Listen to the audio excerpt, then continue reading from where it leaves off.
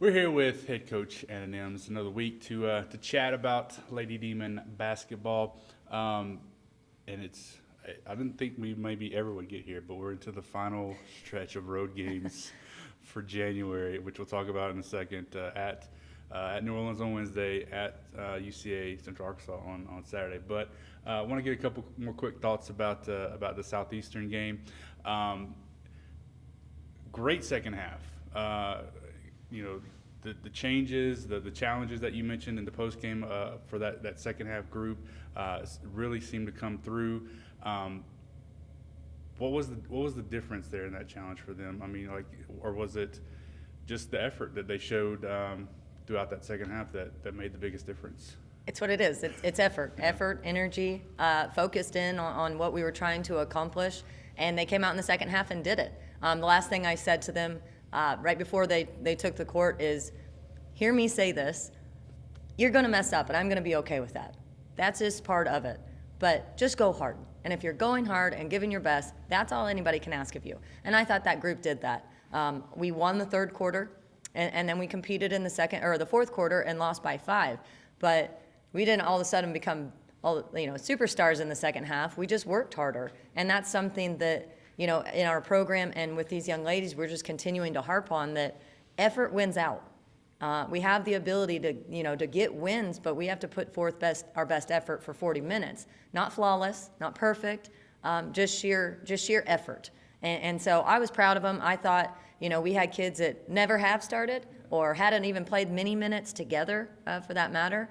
And they were resilient, and they came out, they worked hard, and, I was proud of them. At the end of the day, that's our small victory, that they were able to come out at halftime, with their backs as smushed against the wall as possible, and they didn't give up. And I think that's something that most people, if you're really watching these girls play this year, most people could attest to the fact that we're not giving up. Yeah. And so that's a positive. I know it's not translating into wins, but we've had our backs smushed against the wall quite a few times, down 30, down 40, going into halftime. And yet we always seem to come out at halftime and put forth a better effort and play till the end. But we just really got to figure out how to get that, right from the jump. Right. And we talked about it as well post-game, OSHA's performance.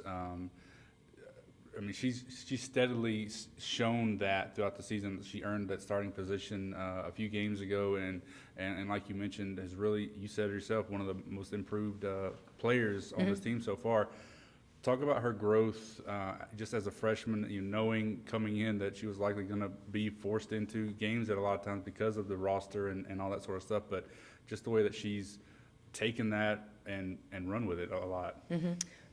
It's a tough year when, you have 2 kids that have surgeries or have injuries 2 days into your preseason, and then 3 kids opt out. So we're sitting at 9. It's not that we didn't have a full squad, but one thing after the next, we're sitting at 9, and we have freshmen that were forced into playing a lot of minutes. And sometimes I said at the very beginning, it's unfair what we're expecting out of them because they never had a transition period between high school and college. But I think it's very evident the transition that OSHA has made. I think there in the beginning, she finally got sick of me saying, OSHA, that's not your shot. OSHA, that's not your shot.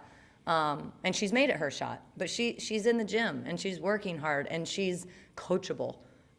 She takes what you say. She's never too high, never too low with it, and she just goes and does it. She's a tremendous kid. She works incredibly hard, and how she's gotten better is because of those 2 things.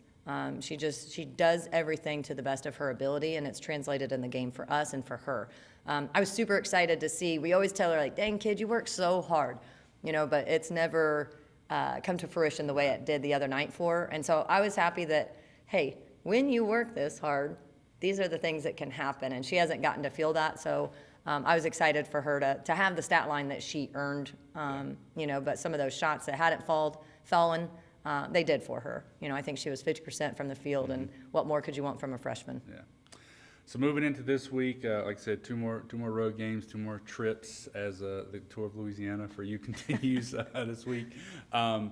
Opportunity though with these 2 games, we talked about it. 0-5 at this point, still. We're 0-5? I think. Yeah. Still a lot of games ahead of us, but a big opportunity this week with these 2 games. Yep. Last thing I said to the girls before we got off the bus on Saturday is just continuing to reiterate, the ship's not sinking. Right. It's moving forward. Yeah, we're 0-5. That stinks. Is it all sunshine and roses over here? No. Nobody likes to lose, but you can choose to be miserable in that, or you can choose to try to work hard to get out of that. And so we're just really trying to encourage the girls that, yes, we're 0-5, but there's 2 other teams that have similar records. You go get 1 win, you bump up. Season ended that day, you go to the conference tournament. I mean, that's how you have to look at it. Don't worry about the 0-5. We're getting there. We're going to. The program's going to move forward, one way or the other. So you can embrace it, be excited about it, losing or not. Show up every day, work your best, and at the end of the day, if we end up not winning, you did your best. And so you can find pride in that. And so that's what we're really trying to encourage. We got 2 opportunities this week, 2 last road games. Oh, we have 1 more eventually, but I'll take it. Yes. But what a good opportunity. It takes 1. I've been trying to tell these girls the whole time, I'm waiting for that aha moment. That moment when you put 40 minutes of not perfection on, but 40 minutes of just effort, the best of your ability.